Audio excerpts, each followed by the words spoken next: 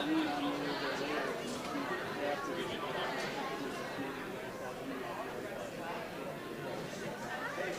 you? Thanks. Yeah, good. This is Buck. Hi, Juliet. Great to meet you. Nice to meet you. Sergeant Reese.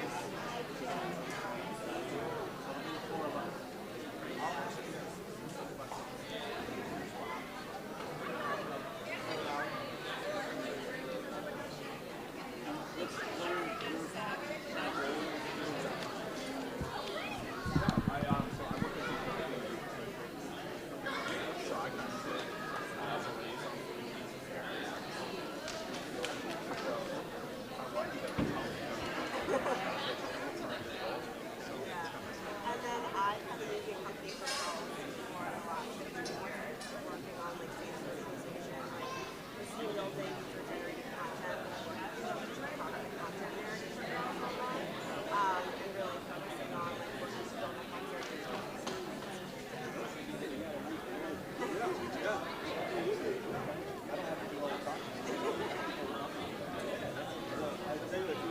I'll sit here. If you guys want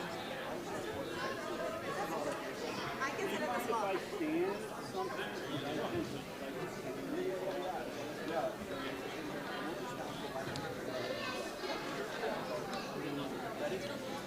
All right, here we go. Here, I'll give.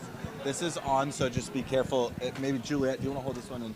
All right, we're going to get started. If you want to go ahead and take a seat for us. We're going to get started.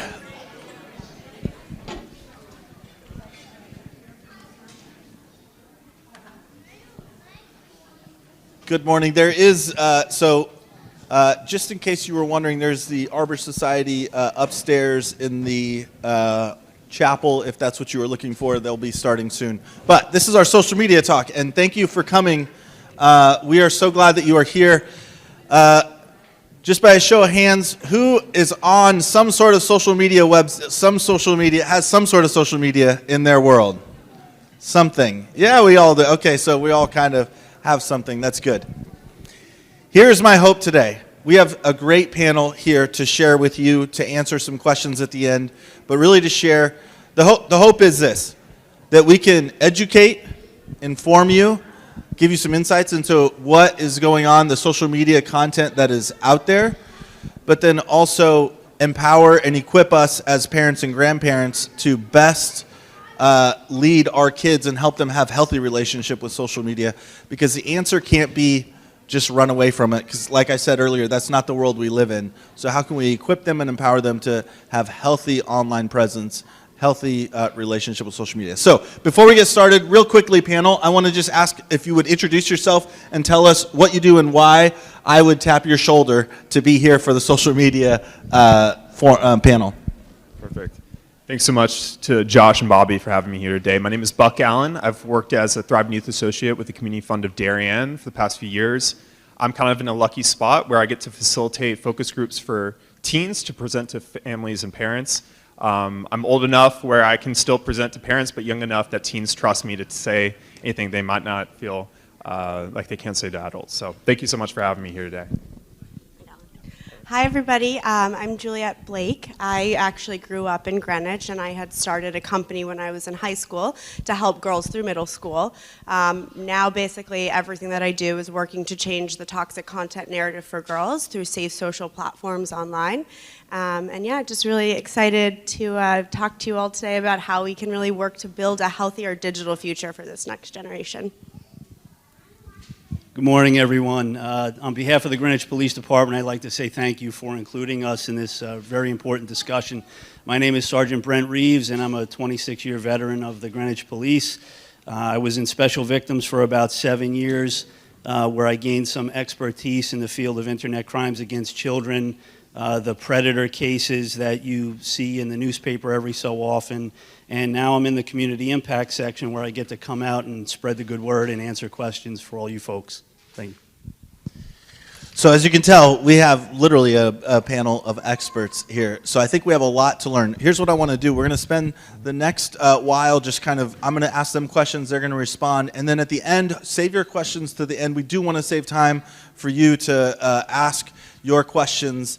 And if you have, if you have children or grandchildren that are, let's say they're already 16 and you feel like it's too late, I still feel like there's something that you can glean from and learn from here. And if you have younger children, this is the perfect place to be because you can get ahead of it, or younger grandchildren. So I want to start with you, Juliet. So you talked about, and you have a platform specifically for girls to really try to provide a safe place for young women.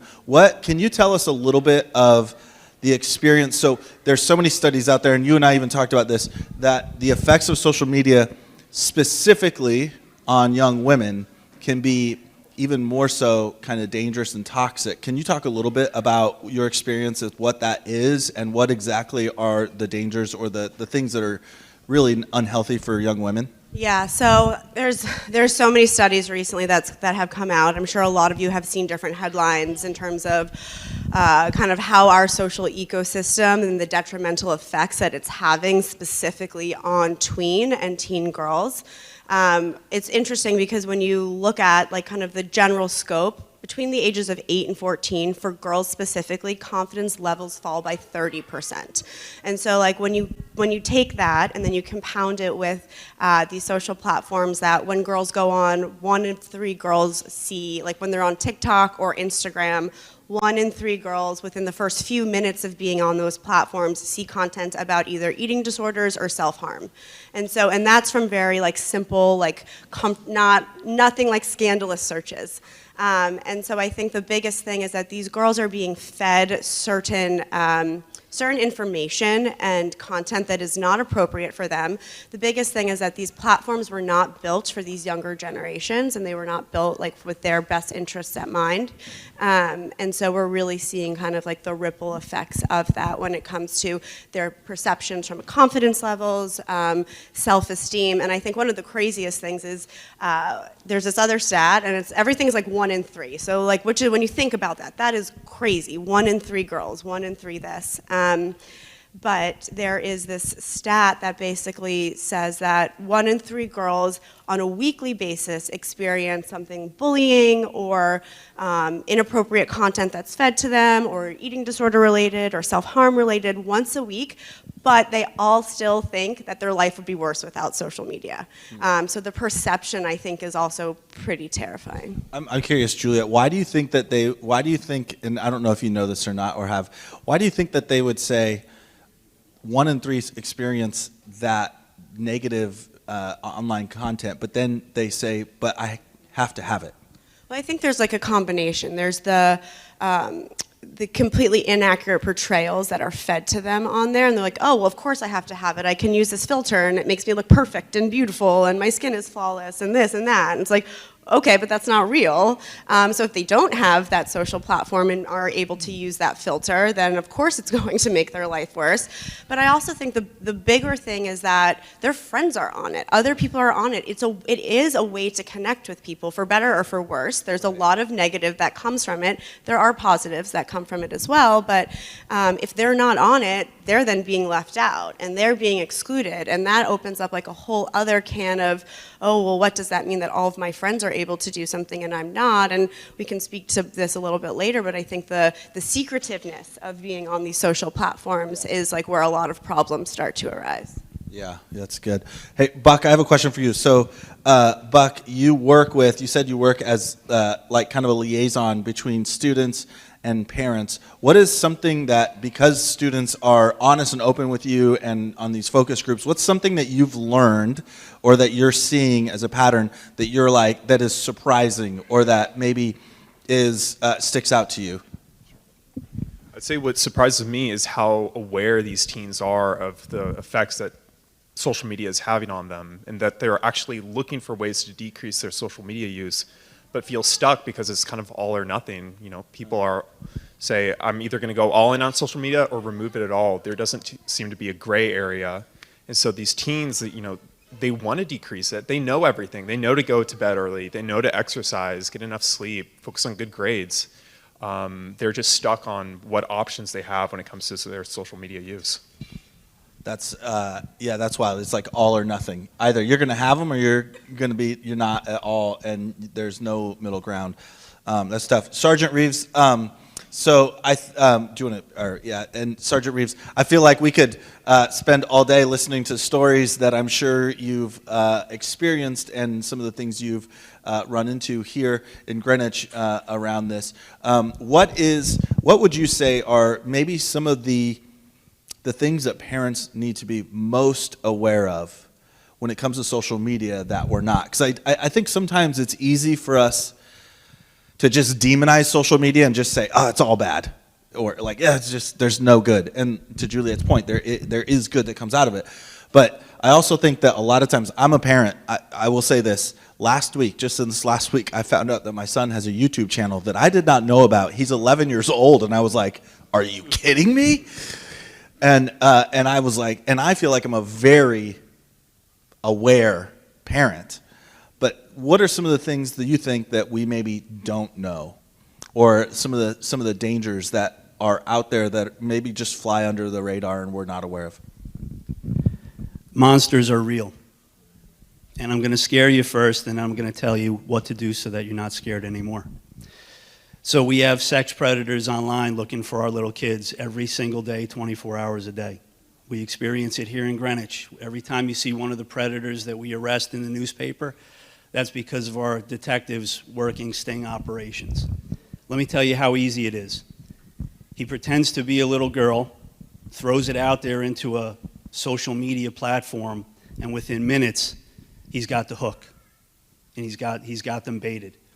And then they start to have conversations with him that eventually devolve very quickly into sexually explicit conversations demanding pictures. And I can't get into the specifics of how we investigate them and the tricks that we do, but we've been very successful with it to the point that he's now on a task force with the FBI, and he's probably doing at least one a month. And if we had an unlimited budget, he could do them 24 hours a day. So what do you do to protect your kids? You mind if I stand? I'm just not a big sitter. So what can you do to protect your kids, right? We can't just shut down social media. We can't take their phones and just hide them. We're in the digital age, right? So what do? First and foremost, you have to be a parent, a guardian, a grandparent. Don't be their friend when it comes to social media. They have plenty of friends. Be their parent, right? Look at their phone regularly. How many people in here bought phones for their kids, grandkids, whatever, right? You own that phone, not your child. Regularly take the phone from your child and conduct an audit on the phone. Before we gave our son a phone, and I live here in Greenwich, by the way, so I'm a stakeholder in this. Before I bought my son a phone, we had a big conversation with him, and we told him, everything that you do on this phone, we get to see. There are no secrets from your parents. You do not get to hide anything from us. We have all of your passwords. If I go to enter his phone and I can't get into something because he changed the password, that's a sit-down conversation. There should be no secrets from any of these children up until the age of 18.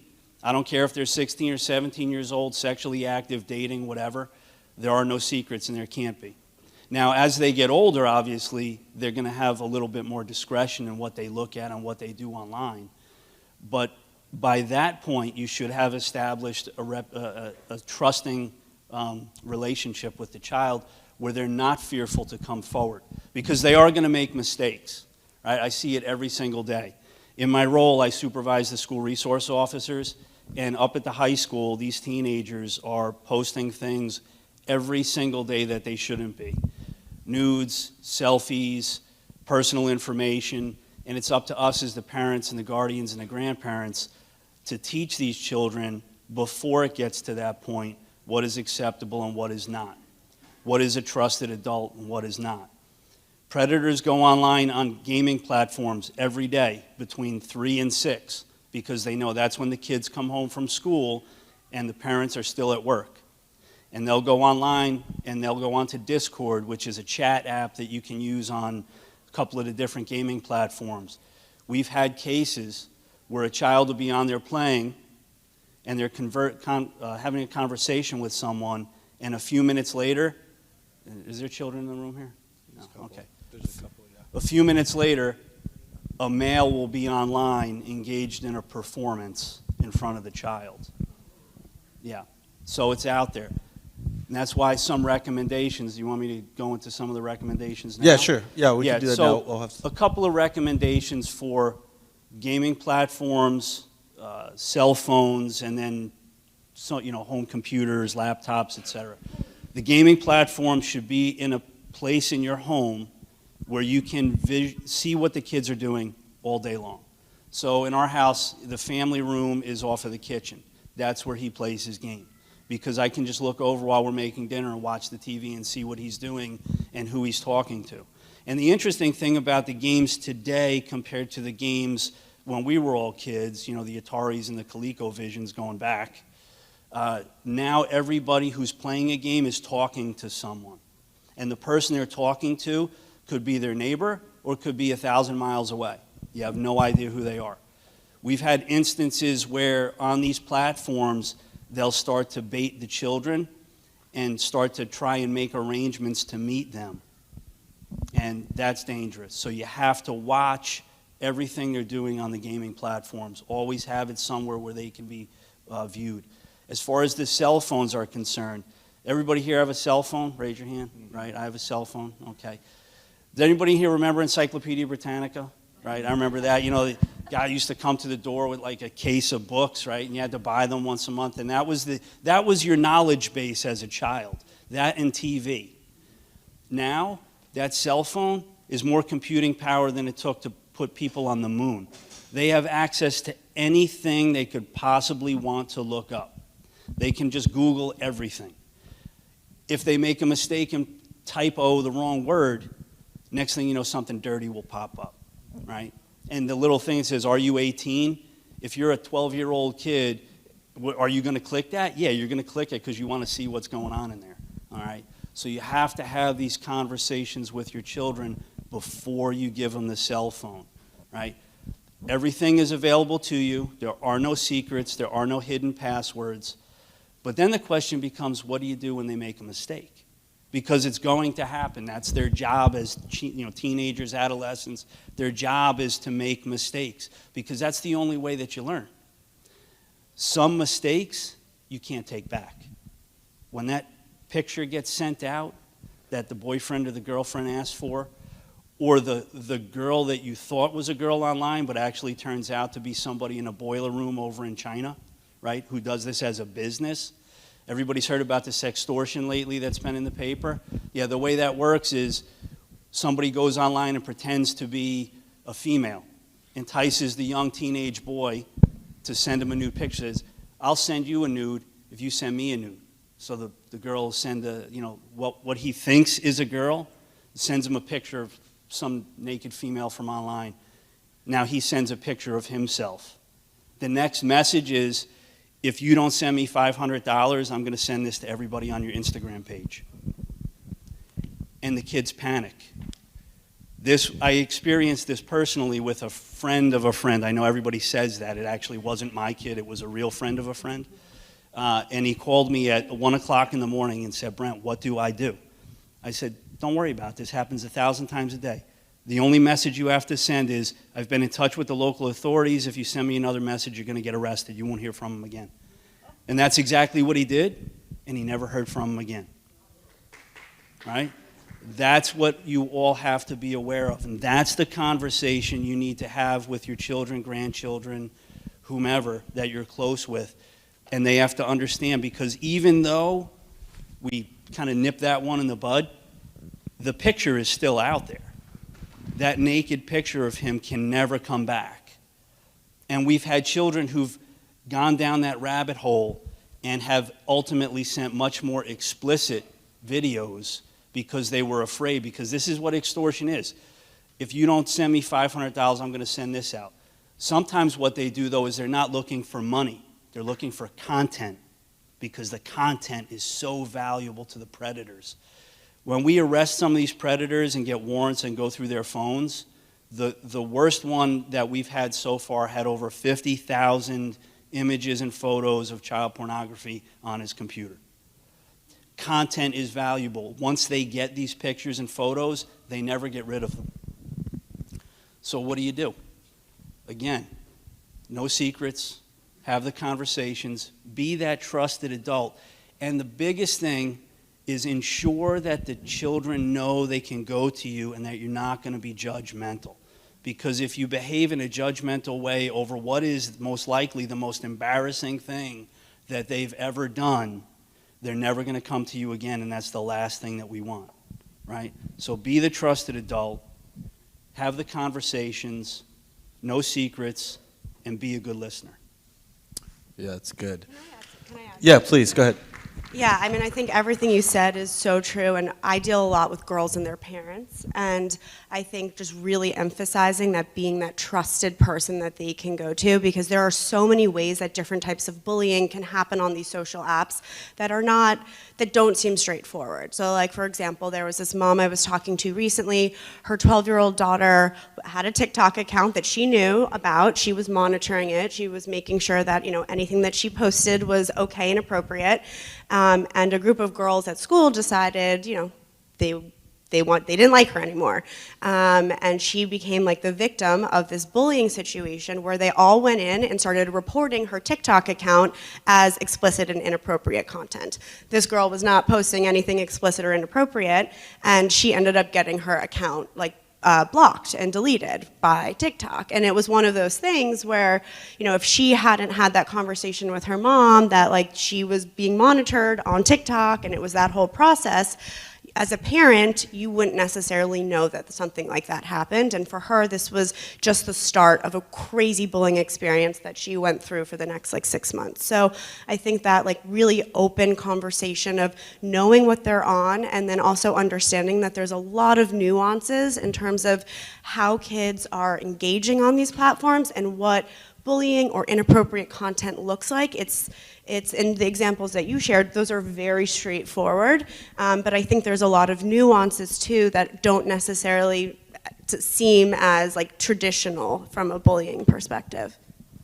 Yeah, I think it's really hard as parents because my initial the way I want to handle it is I just want to go in and be like, no, no, no, and set it up in a way to where it's I don't open up that dialogue back and forth, and then I put myself in a position to not be the trusted adult, and I put myself in a position to where now they feel like they have to hide it from me, and so it is really tough to be, but we have to have these conversations, and I do with my sons, even as awkward as it can get. It's I want you and I to have the conversation, not you and somebody else, or for you to find out the tough way. So that's hard.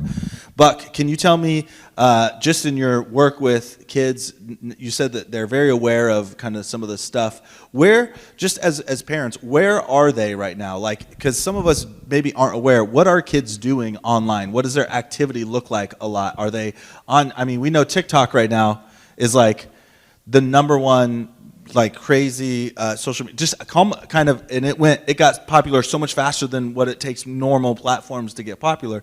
But what are they doing right now online? Sure. So some of you guys probably know what tends to be the big three in terms of social media platforms. There's Instagram, there's Snapchat, and there's TikTok. And each one really serves a different purpose. So a teen isn't really using one in particular, the way that most people might use just Facebook as their one and only social media. They're getting different things from each social media platform. So for example, Instagram, it's a way for them to keep up with friends and see what celebrities are up to. Snapchat, they want to interact with their friends in real time.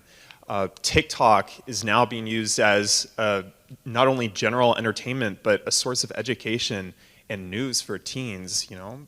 We would look at maybe the New York Times or Wall Street Journal. Teen might say to you over dinner, oh, I learned about this online from this person, and they might get their own education and be like, I found this person who was talking about a scientific study on TikTok. And so what can be problematic with any of these platforms is just the extent to which teens are interacting with strangers. We tell our kids all the time, whatever you do, don't talk to strangers. But for some reason, whenever we're on these platforms, we find it okay to, comment and have interactions with people we don't even know on the other side of the screen. And so regardless of whatever platform this is, one of the things that is a conversation with the teens I have is, to what extent are teens interacting with people that they actually know in their real life, or people that they don't even know on the other side of the screen? Wow, yeah, that's good, yeah. One thing I'd like you to be aware of, those 3 platforms that were just mentioned, you need to go in and read the privacy statements.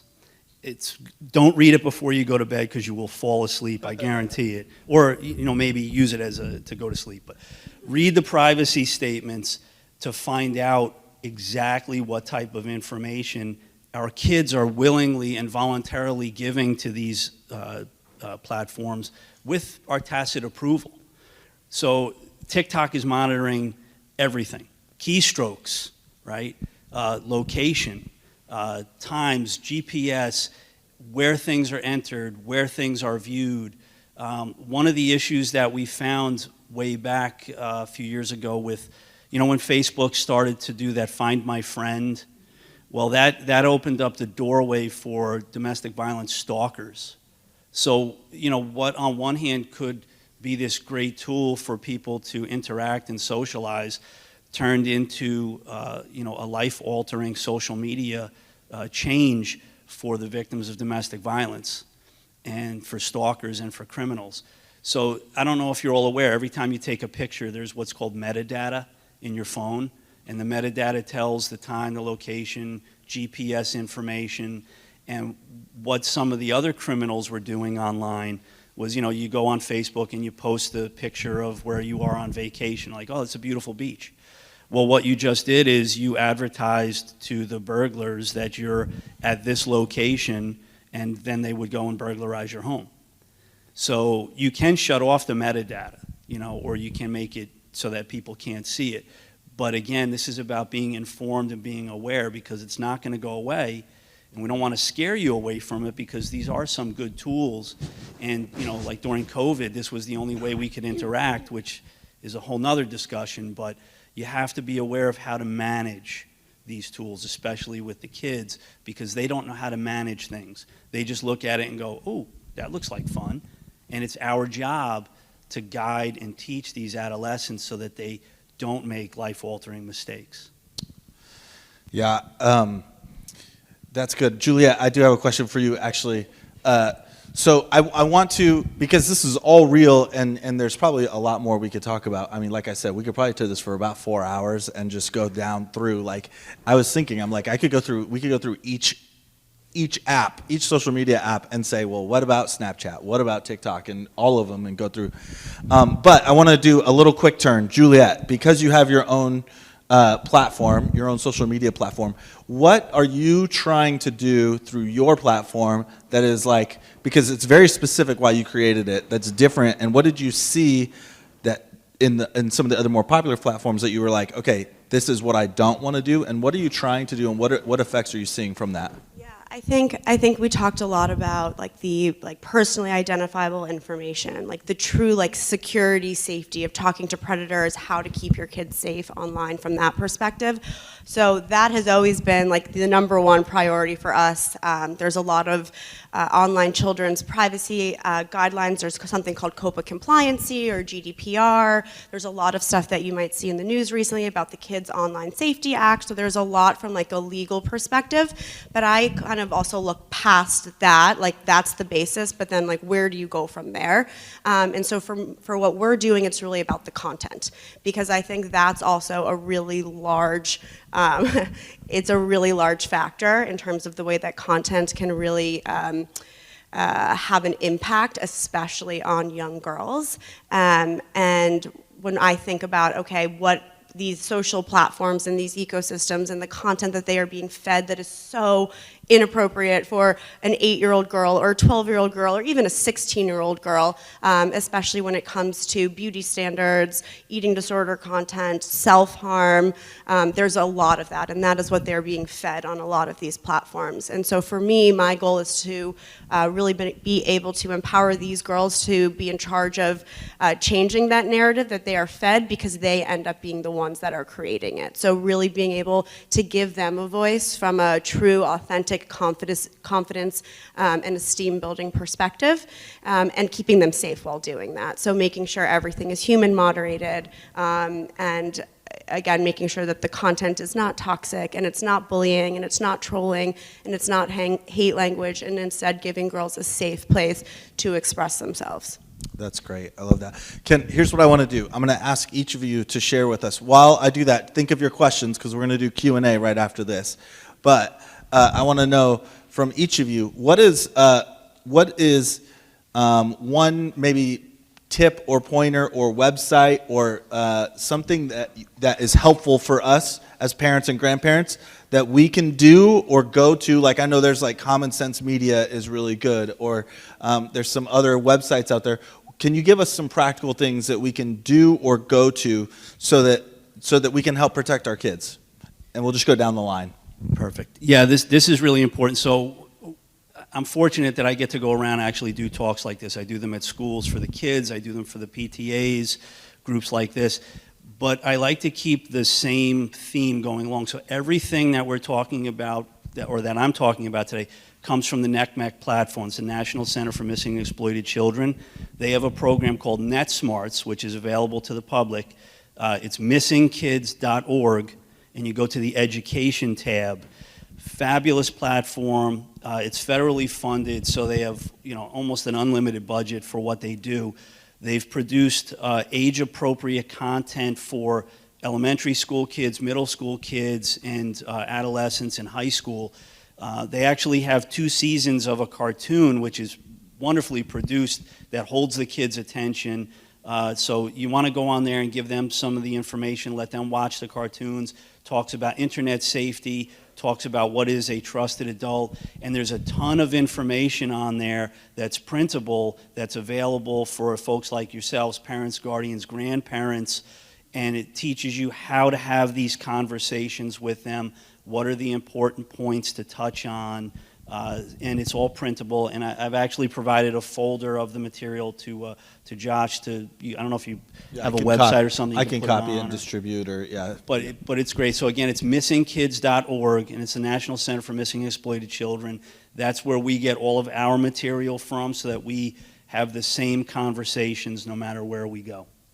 That's great. Yeah, I was actually going to say Common Sense. So Common Sense Media, if you're not familiar with it, it's a nonprofit, and basically what they do is they take all forms of media. So whether it's TV shows or movies or music or apps or video games, really whatever, and they tell you about them for kids, like where they rank in terms of safety, the messaging that's in there, what age it's actually appropriate for. So it's a really great resource, especially if your kid's like, hey, I want to watch the show, or I want to play this game, or I downloaded this app, and you're like, all right, let me check it out and see at least, and there's always something to like what parents should be aware of with it. So whether it's super like ad focused, so they're being like hyper advertised to, or in-app purchases, which is a whole nother thing that you have to be aware of. But it's a really great resource, and they have a lot of like worksheets and things and conversation starters too about content, that if it's good and positive and empowering content, how you can have conversations with your kids about messages and themes in those programs as well. Yeah, I use that one for if my kids are like, hey, Dad, we want to go to this movie. First thing I do is go to Common Sense Media and like look it up and figure it out. Yeah, one of the things for me that I found has been very important is providing alternatives for teens. If you decide in your household that you want to remove a certain social media app or limit time on social media, providing an alternative for a teen is very important. One of the resources that I found very valuable is a nonprofit organization called the Center for Humane Technology. It's a nonprofit that was founded by Silicon Valley tech experts who've worked at Facebook, Google, Pinterest. And their focus is to provide insight into what options we have when it comes to social media use. They have an amazing podcast called Your Undivided Attention. You can find it on Spotify and Apple Podcasts, where they talk about the latest news and research when it comes to social media use. And they also provide amazing courses for anyone from educators and speakers. I've taken some of their trainings, to parents and teens. If you want to learn what options you have when it comes to social media, and you can just go to their website, you can check out their podcasts. but they're an amazing resource. What was that called? Center for Humane Technology. Center for Humane Technology. Great. Yeah, and then the one I just learned about actually this past week, they reached out to me when they saw this was happening, and it was called the Social Institute. It was started from a woman who was an athlete at Duke, and she worked for, I believe, ESPN and Disney, and then started this organization called the Social Institute. Great resources for students, parents, and teachers. And actually on there, as I browsed through their website, they had a really good contract that they suggest that you sign. When you give your kid a phone, you say, all right, let's go through this contract and make it together. And you go through and you do this contract with them and you establish boundaries before, like as they are getting the phone. That was really helpful. I'm going to do that with my own 2 boys, sit down and say, okay, let's go through this and do that. So that's good. Okay, that's a lot. I know we could go for another couple hours. Do you guys have questions? And if you do, who do you have a question? Yeah, Karen. Oh, you know what? Hold on. I'm going to come to you. Do you guys have a mic? Okay. I was told to make sure we have a microphone for this. Thanks, Josh. What you said, Juliet, about the 12-year-old, that story, I was wondering, is there a way to reach the kids that were doing the bullying? Because we often hear about the victims, but the perpetrators of the bullying are also children, and sometimes I don't know if they're getting the education that they need to know exactly what they're doing. And also, if any of you know, are there now legal implications for minors that get involved in online bullying or any other kind of bad stuff? I can speak to the first part. You can speak to the second part, I imagine. Yes, so and actually specifically in that case, it did get very escalated. And it actually, even before the TikTok incident, it started with a group chat, where there was a group chat with her lacrosse team, and everyone was in it, and one girl decided to write in the chat, she knew the other girl was in it, that we don't like Michelle, whatever her name was, I'm not going to say her real name, we don't like Michelle. And so that was kind of the first incident from the bullying, and of course she knew that Michelle was in the chat, it was very intentional. And in that situation, it became very escalated through the school, through the sports team, police got involved, and it was interesting because in my conversation with the mom, she was like, I feel for these other girls because they're doing this because they don't have the right information. They are not being guided by their parents. And so I think for them it became a larger incident where there was where those girls got in a lot of trouble. I do know that they got in a lot of trouble. But I think there has to be someone has to be held accountable. And in this case, like I always recommend, like you need to go to the school, you need to get someone bigger involved, because especially sometimes when it's parent to parent, that actually can make it worse, because there's a lot of feelings involved, and it's your child, and it's very emotional. And then especially if you're dealing with a child who is doing the bullying, where that parent is, you can understand what I'm saying. So I think being able to have some type of authority figure, whether it's the coach of the sports team or the head of the program, someone at the school, to be able to understand how to get involved. So regarding the legal part of that, there is no criminal statute against bullying. Bullying is investigated by schools. They're the ones who are charged under Connecticut General Statute 10, I forget what it is, but it's under the 10 statutes, where they are charged with investigating incidents of bullying, because schools have a legal mandate to provide a safe and secure environment for education. Where police get involved is we would investigate the criminal element to that, which would be considered harassment second, which is harassment through electronic means, telephones, etc. It could also cross the line into breach of peace or disorderly conduct.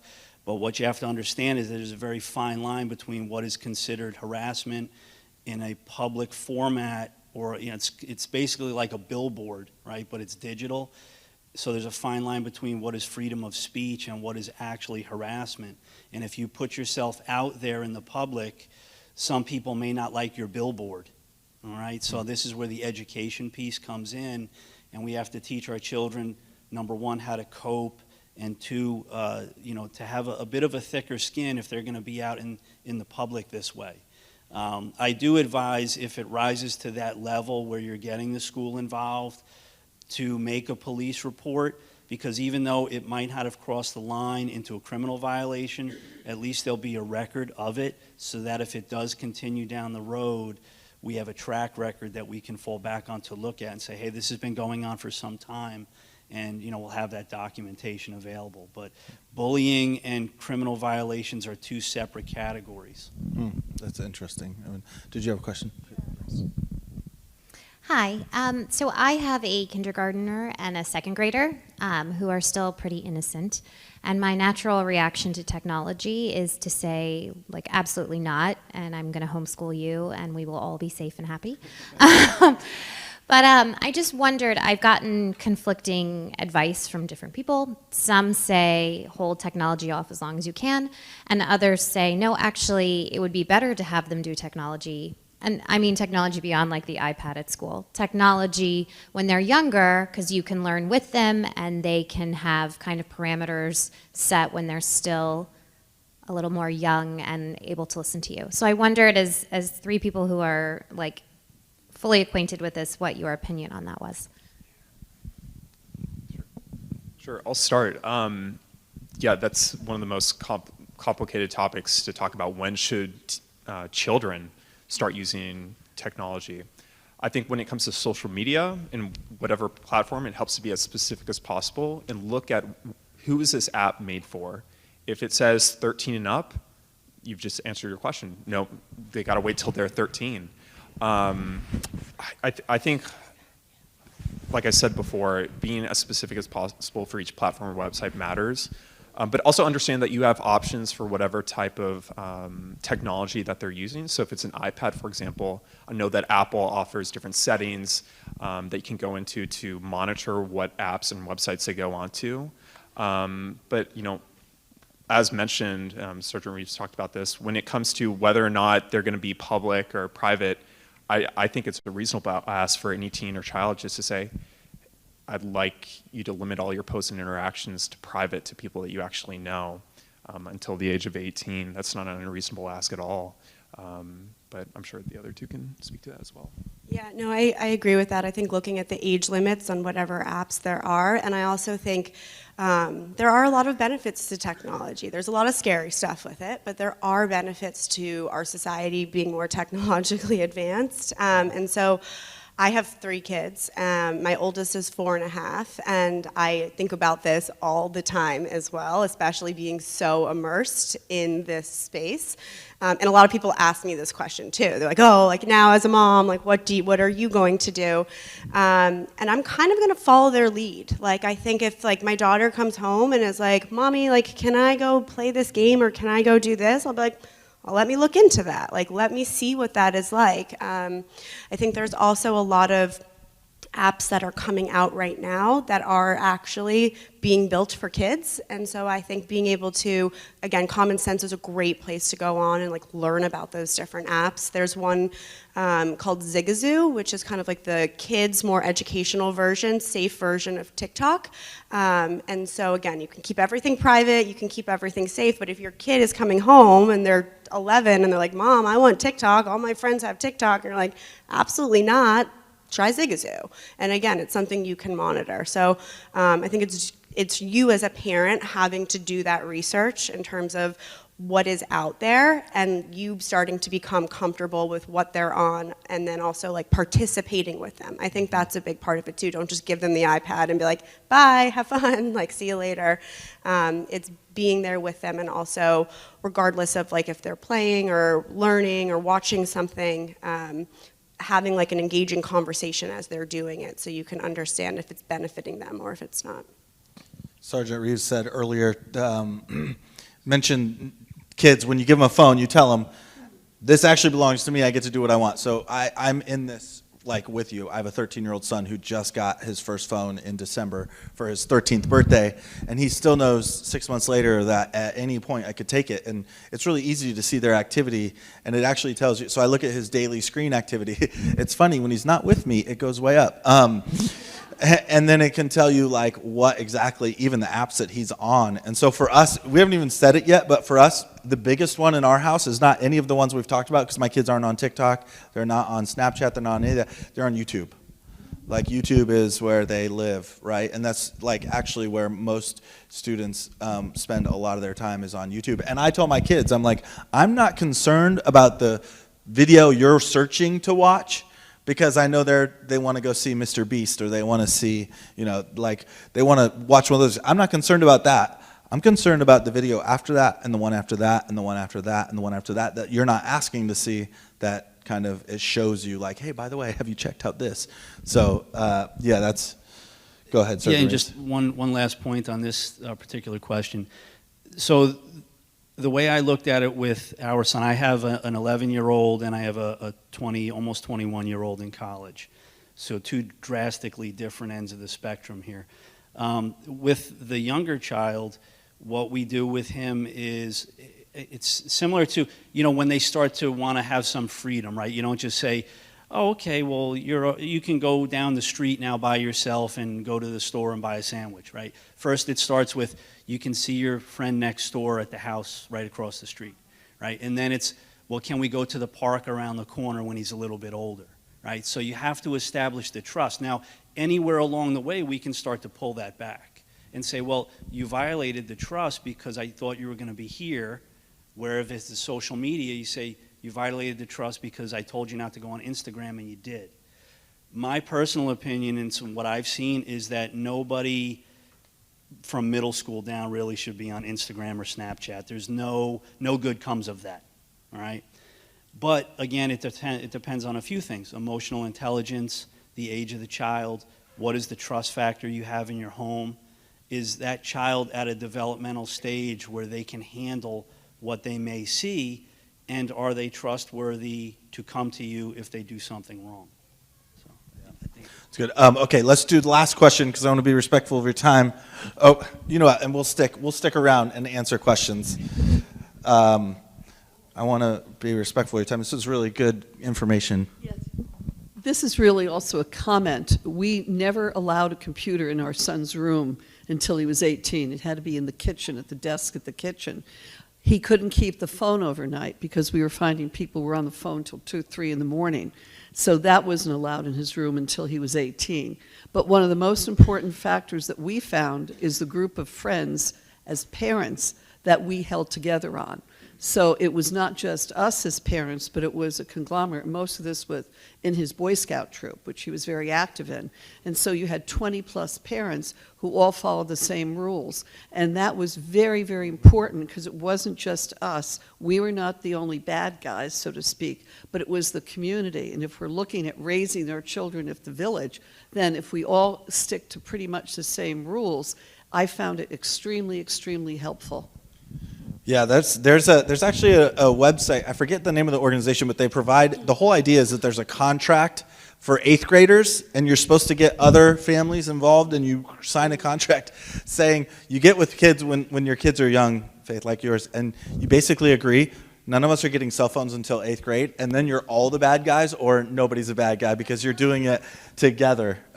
Okay, let's do this. Go ahead, Juliet, No, and then we'll do... I was just going to say, I have a friend who, she lives in Florida, and she said that her kids are at a private school there, and she said that they all made like a contract with the parents. It was not like school done or anything like that, that their kids were not allowed to have social media until they were 13.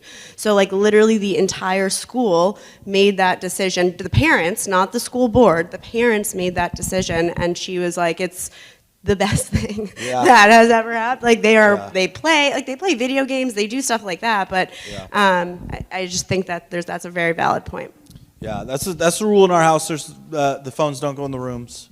They know that. Even during the day, they stay outside the room, and that's just the way it is. There's one other thing that a lot of people aren't aware of either, and it has to do with the kids looking at whatever the screen is right before they go to bed. There was a study done, it's called the blue screen effect. You should get the kids off of screens about an hour before bed. It gives their brain time to kind of wind down, especially when they're adolescents, because their brain is just going. So you should get them off a good hour beforehand. So the idea of no screens in the room, love it, kudos. That's good. All right, just in the time, respect for your time, thank you. First of all, for you guys, thank you so much. Honestly, I would rather do this over like a 2 to 3 hour period and just really dive a little bit deeper into specific apps and stuff like that, but I know that's not something we can do here. But thank you all for being here and for your time. And I know it's really easy, like I said earlier today, it's really easy to be doom and gloom about social media and the internet and all that, but it's not going anywhere. So rather than saying, let's throw it all away, we can't do that, but we can say, how do we help equip and empower parents and students to make really healthy, good decisions about these things moving forward so that they can do it in a healthy way. So that's what our hope is. Yeah, one thing. At one point in my life, I was a police commissioner, so I want to make a plug for the police. This is about our children, but some of us in older ages or middle ages or anywhere are also subject to bullying.